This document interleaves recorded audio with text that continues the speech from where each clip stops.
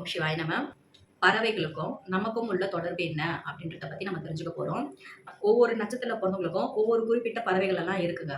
அந்த பறவைகளுக்கும் நமக்கும் உள்ள ஒரு பிணைப்பு, ஒரு பந்தம் என்ன அப்படின்னா, அதோட குணங்களும் நம்ம கிட்ட கொஞ்சம் அப்படியே கனெக்டிங்ல தான் இருக்கும். பிரபஞ்ச சக்திய அதிகமா உணரக்கூடிய சக்தி யாருக்கு இருக்கு அப்படின்னா, பறவைகளுக்கு நிறைய இருக்கு. ஸோ இது நம்ம எப்படி உணரணும் அப்படின்னா, ஒரு இயற்கை சீற்றம் வரப்பொழுது அப்படின்னும் பொழுது மனிதர்களுக்கு தெரிவதை விட பறவைகளுக்கு நல்லாவே தெரியும்.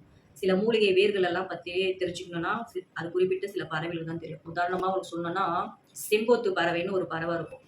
ஸோ அந்த பறவை எங்கெல்லாம் இருக்கோ, மேக்ஸிமம் அந்த இடத்துல சஞ்சீவி வேர் இருக்கும். சித்தர்கள் இருக்கக்கூடிய இடங்கள்ல இருக்கும். ஸோ என்னோட லைஃப்லயே ஒரு எக்ஸ்பீரியன்ஸ் என்னன்னா, 10 இயர்ஸ் இருக்கும். 10 இயர்ஸ்க்கு முன்னாடி ஒரு சிட்டிக்கு அவுட்டர்ல ஒரு இடத்துக்காக பூஜைக்காக போயிருந்தோம். ஓலை குடிசைக்குள்ள ஒரு லிங்கம் வச்சிருக்காங்க. அது ஒரு 100 மீட்டர் தூரம் தள்ளி இருக்கும்.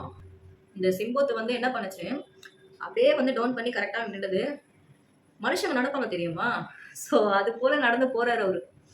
என் லைஃப்ல ஒரு பறவை சிவபெருமான சுத்தி வலம் வணங்கினதை நான் அந்த இடத்த தான் பார்த்தேனே. அது கோயில்னா அந்த ஓலை குடிசை உள்ள போறாரு. அது கோயில் தானே. உள்ள போயிட்டு அந்த மூலவரை அப்படியே சுத்தி வராருங்க. ஆச்சரியமாயிடுச்சு எங்களுக்கெல்லாம். அப்படியே சுத்தி வராரு. ஒரு சுத்தி சுத்தி வந்தாரு.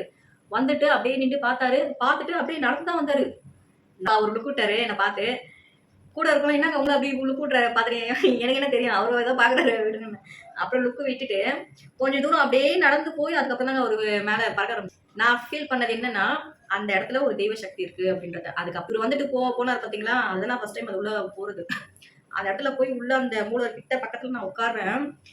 வெறும் அந்த ஓலை குடிசை. வெளியெல்லாம் பார்த்தீங்கன்னா டீ அழிஞ்சல் மரம், ரைட் ஹேண்ட் சைடு ஒரு புத்து. இதுதான் அந்த கோயிலோட அமைப்பு. ஸோ இப்படி இருக்கக்கூடிய அந்த இடத்துல நான் அந்த மூலவர் பக்கத்துல நான் உட்காந்துட்டு இருக்கேன். கரெக்டா அந்த இடத்துல மட்டும் ஒரு சத்தங்க, காதுல கை வச்சு நம்ம ஒரு சத்தம் கேட்க போறாங்க. ஸோ அந்த அளவுக்கு ஒரு நல்ல ஒரு பிரபஞ்ச ஆற்றல். நான் கண்ணை மூடி அப்படியே உட்காந்து நான் அப்படியே உட்கார்றேன். கண்ணை மூடி உட்கார்றேன். அப்படியே மேல இருந்து அப்படியே இறங்குத நல்லா ஃபீல் பண்ணணும். அதில் நான் மனசார நான் அனுபவிச்ச இடம் அந்த ஸ்பாட்டு.